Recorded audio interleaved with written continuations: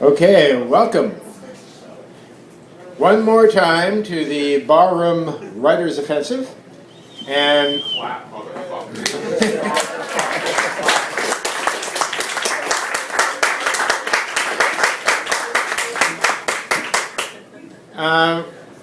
it's a good thing we're not out on a Duwamish tonight without an overhang. We kind of foresaw that by having this show here tonight inside in late October. But if you made it to that show, I'm very happy for you. If you didn't, I'm sorry for you. It was a really wonderful performance. And now, again, pushing the boundaries of what we do here, thanks to Barca Lounge, we have something new. What we have is sound. I mean, not just me talking or the writers talking, but there are sound effects incorporated into the show, and I'm self-conscious. I think that if I burp or something, that it will ruin the entire recording, but that's okay. It's just going to happen. As usual, we have our core of writers: Mortimur K, Cristien Storm, Eric Greenwalt, and Dave Johnston. And we will have an intermission after the first two writers. So, on with the sound of Mortimur K.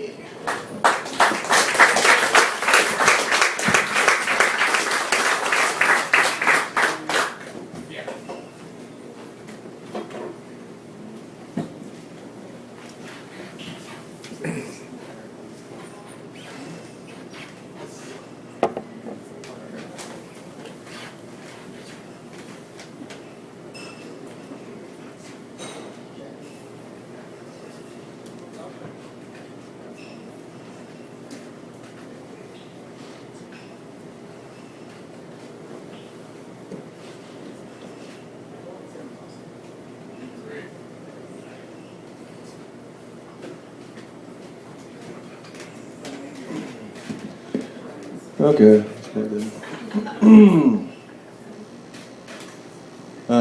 Hello, everybody.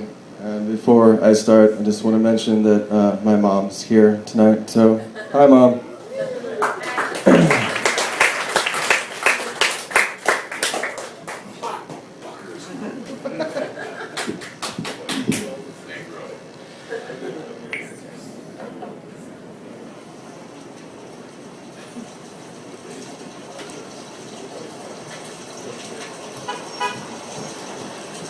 The city is never silent. There's no escape from the ceaseless cross-current of humans babbling and boiling within the strained confines of concrete and steel. Because of this, I found the need to keep my window open while I sleep. If closed, my room becomes an artificial pocket of silence, where I become nauseatingly aware of how severely my ears must compensate for the absence of the city's swollen cacophony. A low humming whine gone unnoticed until it is the only sound other than the too fast beating of my heart. My heart.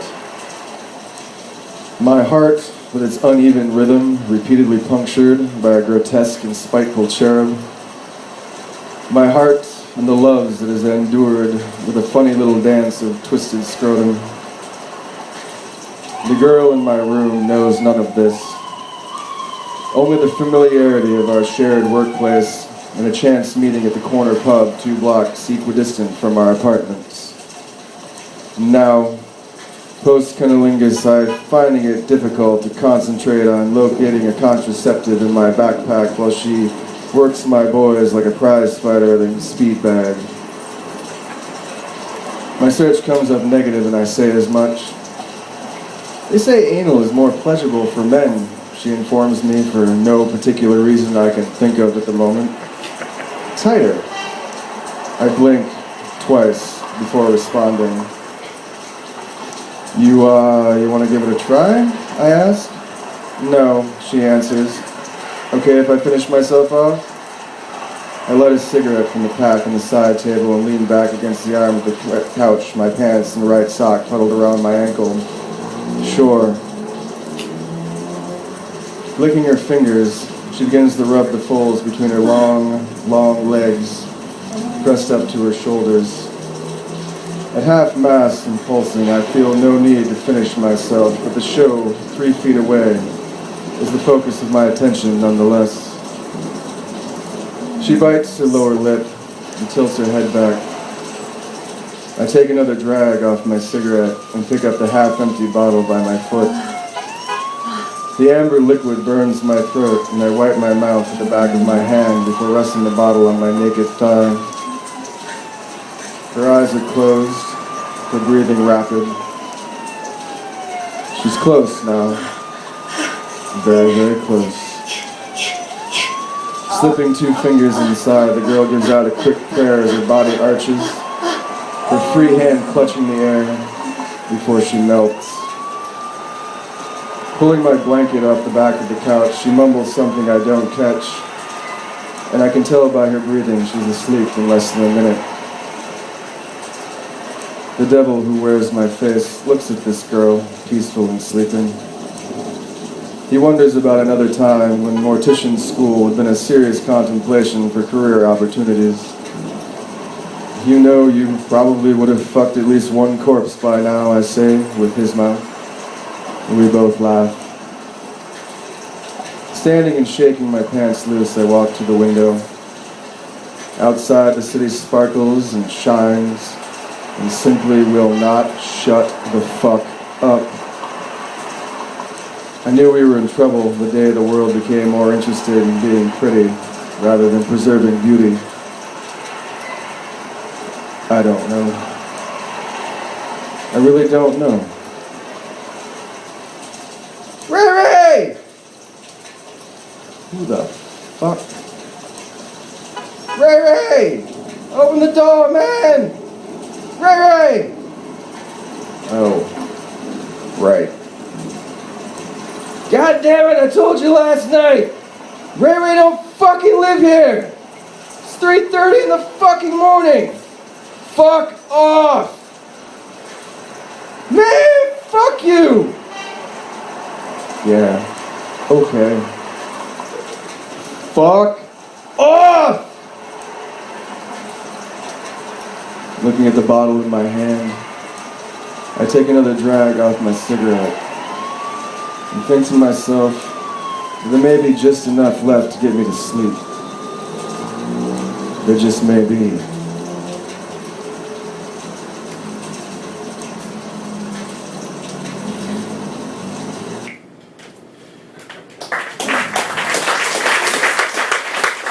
Thank you. Let's get a couple of short ones. So this second one, the sound effect I will be using for this will be the absence of sound.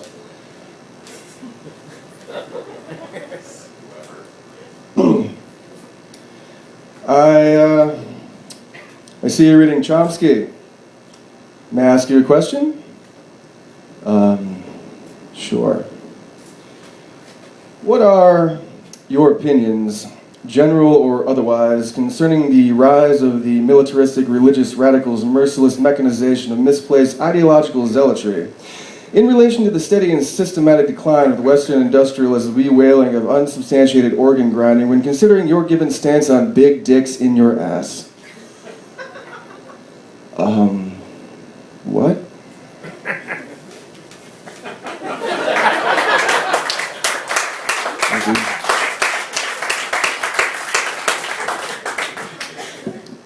Hi, Mom. Okay, last one. A war is coming, they said. A war is always coming, I said. I remember no time when there was no war. No moment when life was not cheap and thrown aside like so much garbage in the street. The war they talk about is constant and never-ending. There was once, I must imagine, a beginning, a time when there was no war.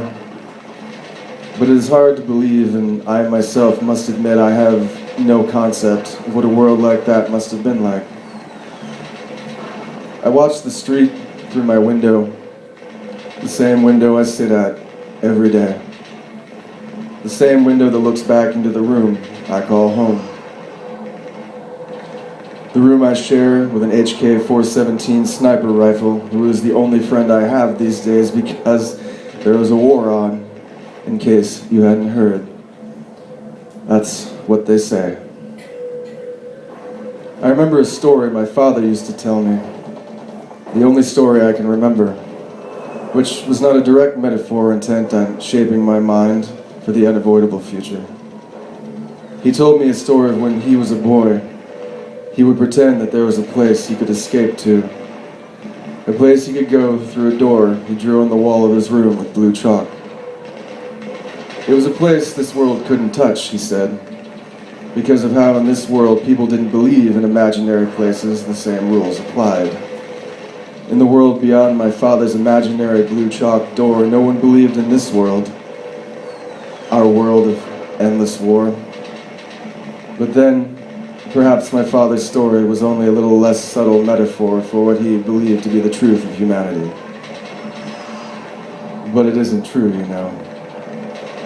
The human condition does have a breaking point, which the spirit cannot endure. It simply cannot continue beyond the point of certain truths intact and whole. Much like the head, selfishly personal altruism contained precariously within an eggshell, until that singular moment an irrefutable truth penetrates, splattering subjective reasoning and irrelevancies in all directions.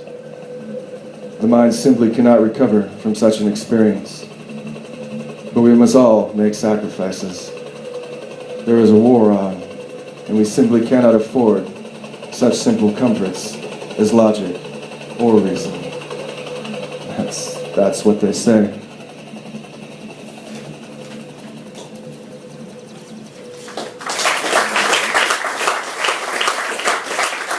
Thank you.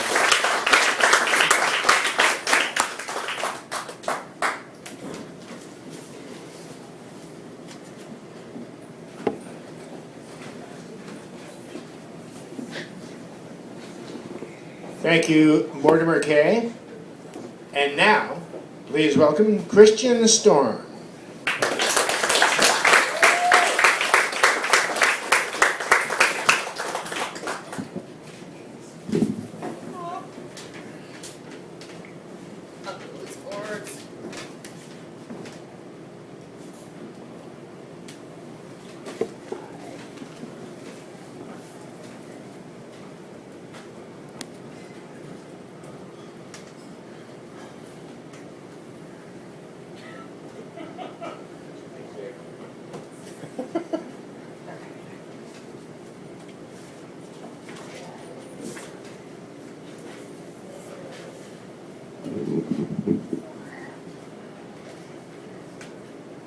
Listen, this is the sound of drought.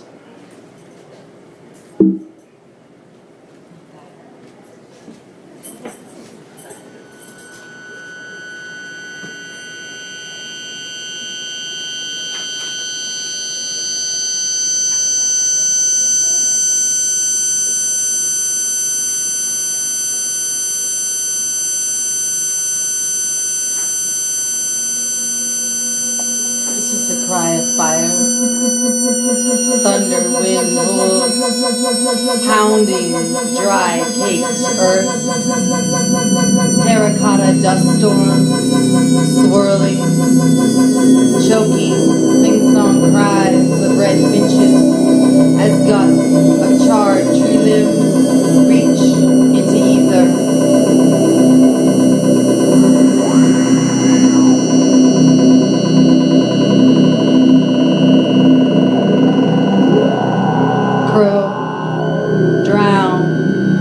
Ocean of particles, chemical soot suffocating, chemical dulling blue-black feathers, a somber, gloomy gray. This is Earth shutting down. Scabbers inhale. Asperus exhale. Radical homeostasis. Neurotransmitters numbing. Crinkling edges of death. Creeping in barmecidal slow motion. Prepare eternal slumber, even as we orient to survival.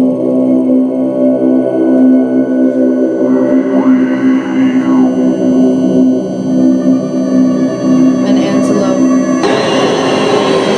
hostage in the grip of tiger's jaw, motionless, glassy-eyed, frozen. Antelope will buck lightning fast, spring into a long limb gallop if tiger's teeth shift.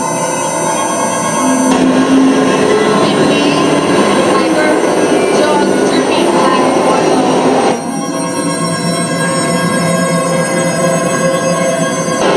Capsized mountain crest casting shadow.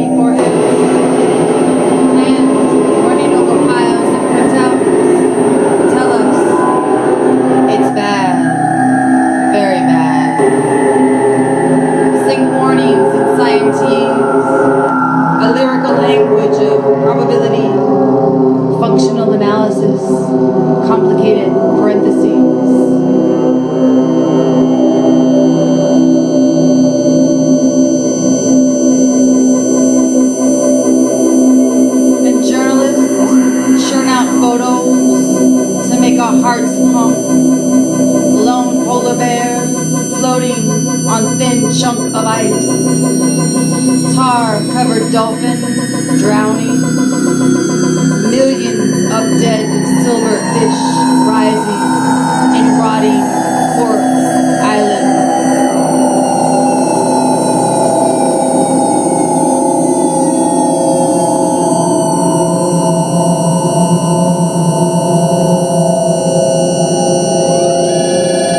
Tears pause.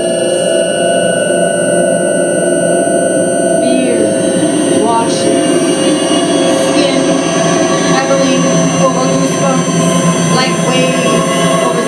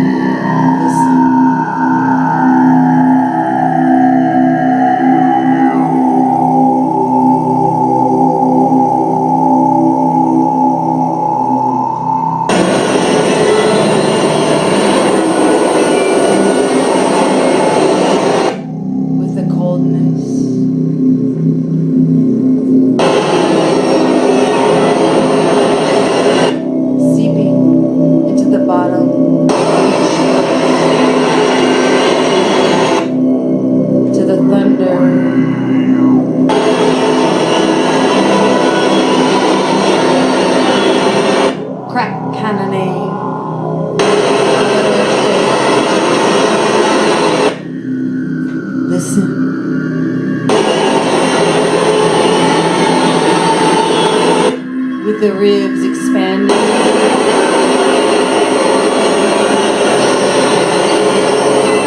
Like a mountain yawning into the orange gasoline-scented sunset of arrogance exploding.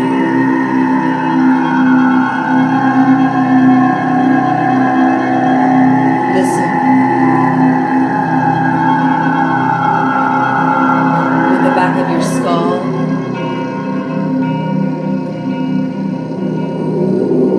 To the pulsing rhythm of a forest fire. Listen. With the lungs. With the mouth closed. With eyes open inward.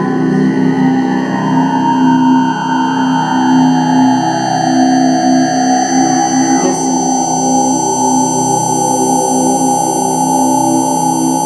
to desiccating.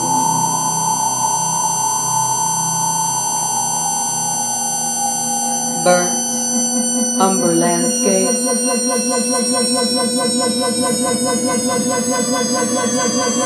Blistered topsoil, furled skyward.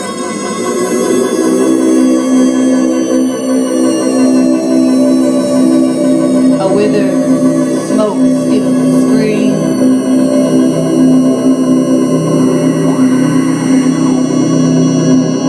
Listen.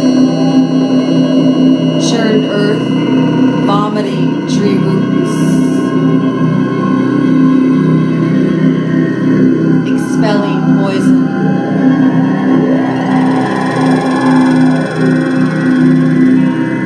Listen to hope in a dying antelope's heartbeat.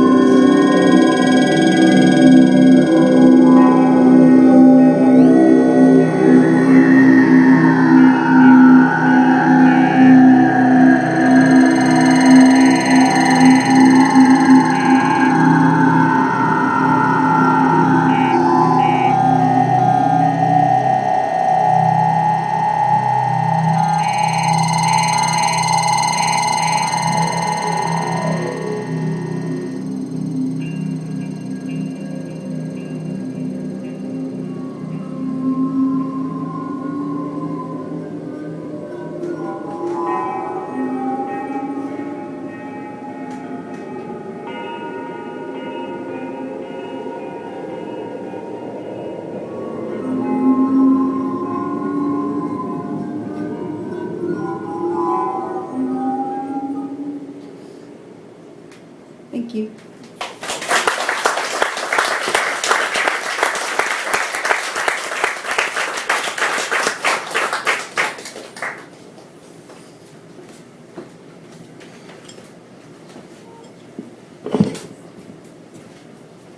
Thanks. We're going to take a short break now, and I hate to jinx this thing, but I'm pretty astonished by what these people are doing. I was recently in a program at UW Bothell, or Bothell, as whether you're Superman fans or not, and there were like 10 presentations that involved PowerPoint, and all of them had, well, technical difficulties. So I'm really, Thank you, Doug. I'm really great. You guys are doing a great job. And there's more of a backstory to this that I'm not going to go into, but ask Eric, and maybe he'll tell you. All right, great time.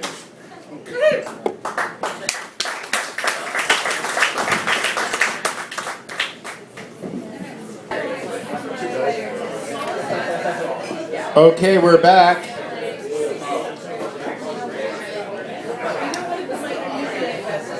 Mets up 4-1 after 8 innings, if you care.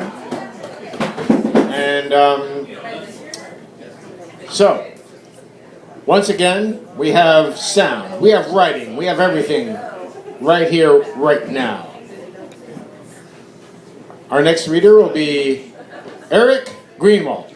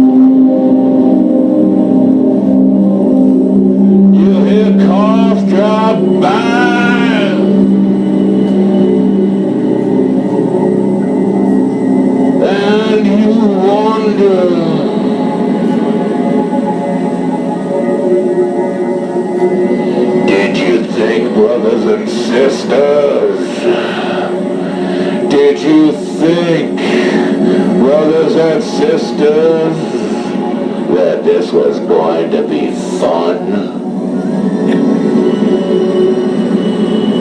That this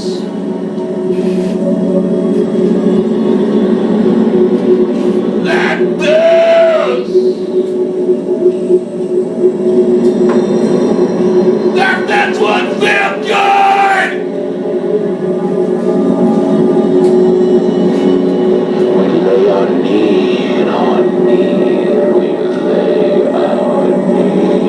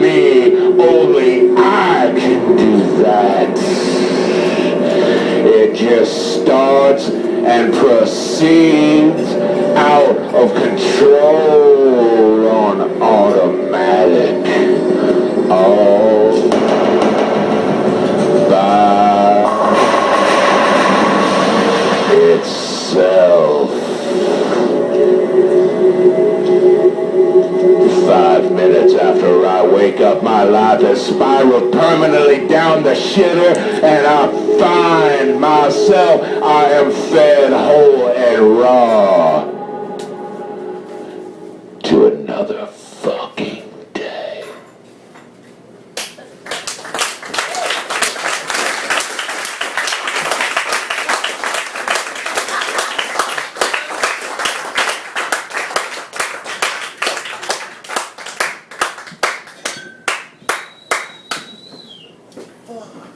Thank you, Eric Greenwalt. And our final presenter tonight will be Dave Johnston. Please welcome Dave.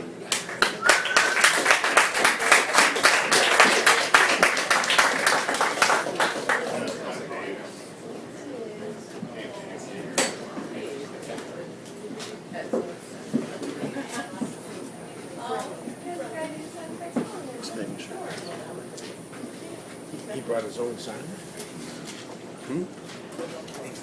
His own sign.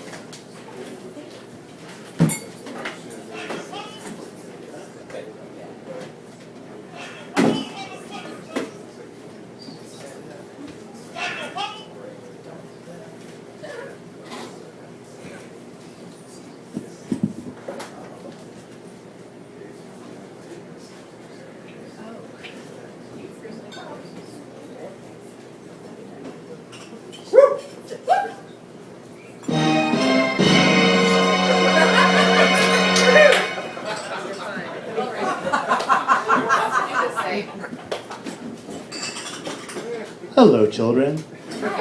Welcome to story time. If you need a place to sit, we have some beanbag chairs in the back. Lyle, if you need a place to sit, we have some beanbag chairs in the back. Lyle, sit. Thank you. We have a very special treat for you today. Mr. Ward has volunteered to add sounds to our story.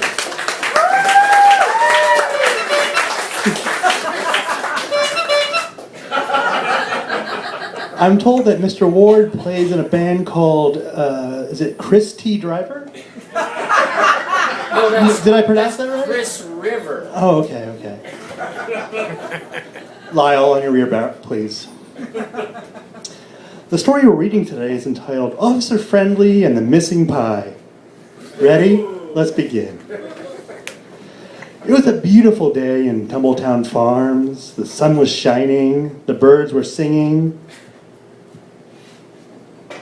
The birds were singing.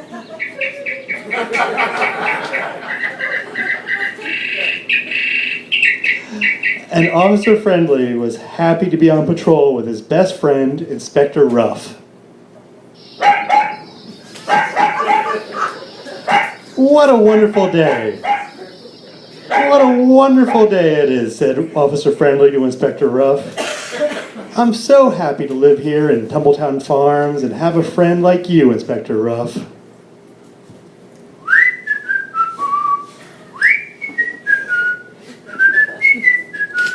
Just then, they noticed somebody who wasn't happy.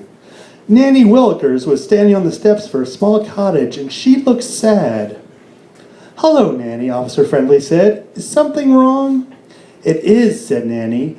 "I made a tumbleberry pie this morning. I left it here to cool on the windowsill, but now it's disappeared. I have no idea where it could have gone." "Oh my! Inspector Ruff, and I would be happy to look for it," Officer Friendly said. "Oh, that would be ever so nice of you. Thank you, Officer Friendly, and thank you, Inspector Ruff. If you can find that pie, I promise to give you each a piece."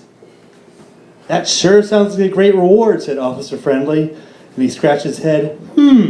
Officer Ruff, I wonder how we can find that pie." And then he smelled something. And he sniffed. and he smelled it again.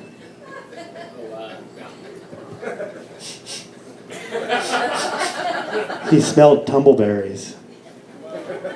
No, Lyle, that's not what that's for. It doesn't belong there, Lyle. It doesn't belong there either, Lyle. Take it off. Thank you, Lyle. Lyle. Lyle. Where was I? Here we are. He smelled tumbleberries. Do you smell that, Inspector Ruff? Asked Officer Friendly. I bet you that if we find Nanny's pie, if we follow that smell. And so Officer Friendly and Inspector Ruff used their noses. They followed the smell past the harbor and waved at the tugboats. They followed it past the zoo where the elephants were getting a bath. They followed it past a construction site where big machines were digging a hole. And they followed that smell of tumbleberries all the way past the train station and under a bridge where they found someone they knew. I should have known this is where that smell would lead us, Officer Friendly said. Hello, Hobo Joe. Hobo Joe was dressed in raggedy pants and a raggedy jacket. His clothes had patches on the front and the back and everywhere he could see. He had a tin can for a hat and carried everything he had wrapped in a handkerchief at the end of a stick. When he saw Officer Friendly and Inspector Ruff, Hobo Joe waved and said,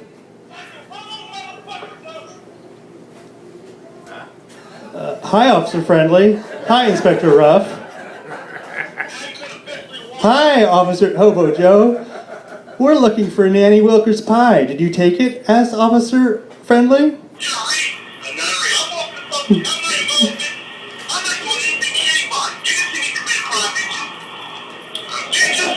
A pie? A pie? What pie? Hobo Joe asked.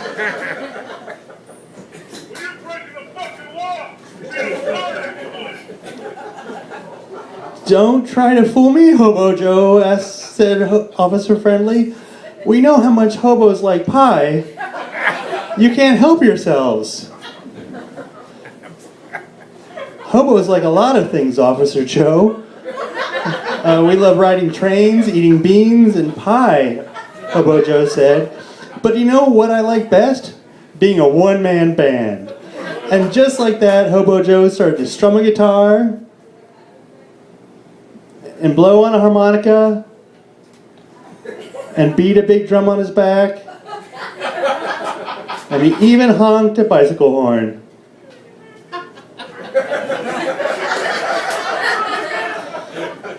Hobo Joe played a very happy song, full of all sorts of happy sounds.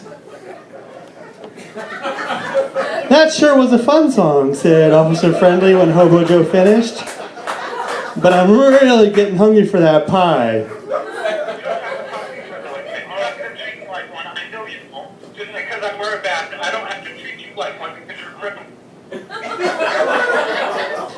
But I don't know anything about a pie, said Hobo Joe.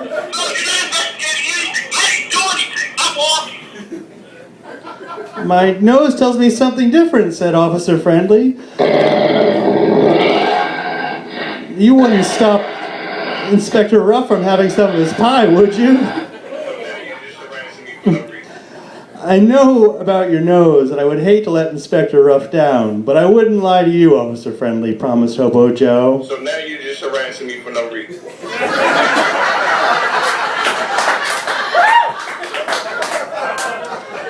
Are you sure? Asked Officer Friendly. You don't comply, your ass is crap. Absolutely, said Hobo Joe.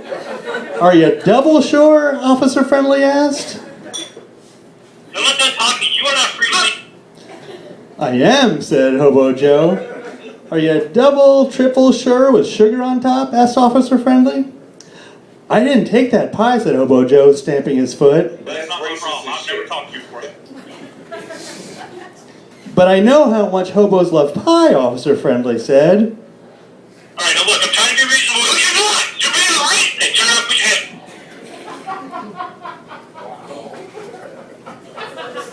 And then can you guess who arrived? No, Lyle, that question was not for you. That's in the book, Lyle. Lyle, please, I'm dealing with some issues. And then can you guess who arrived? Nanny Willikers. And can you guess what she was carrying? A pie. I'm a silly goose, Nanny Willikers said. That pie was cooling.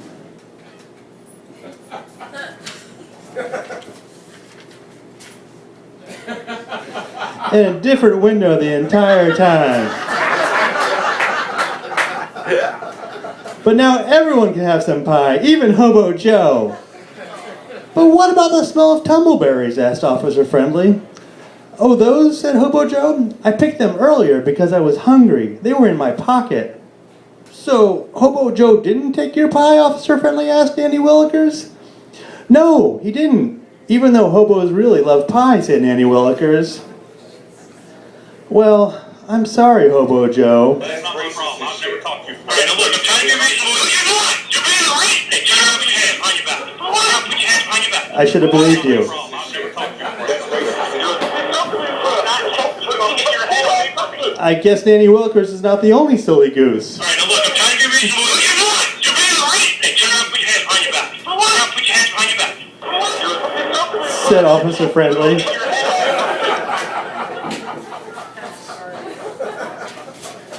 And then they all...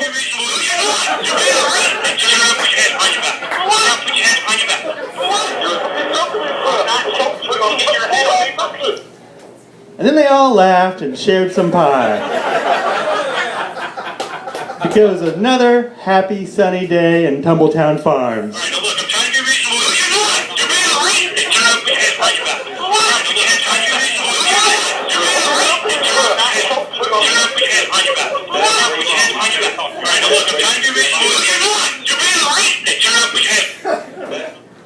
The end.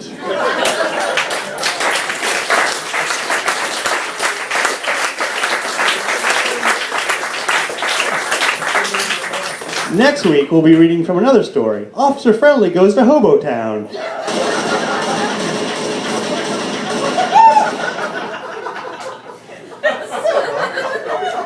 Or maybe we'll just read from Goodnight Moon.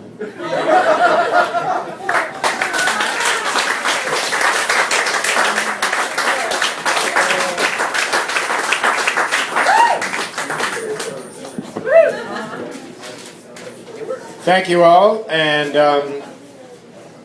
Dave Johnston, Eric Greenwalt, Cristien Storm, Mortimur K. I'm Doug Nufer, and we'll be doing another one of these, I hope very soon, but maybe not so tech heavy, but who knows? We could have pictures next time. You never know. All right. Night.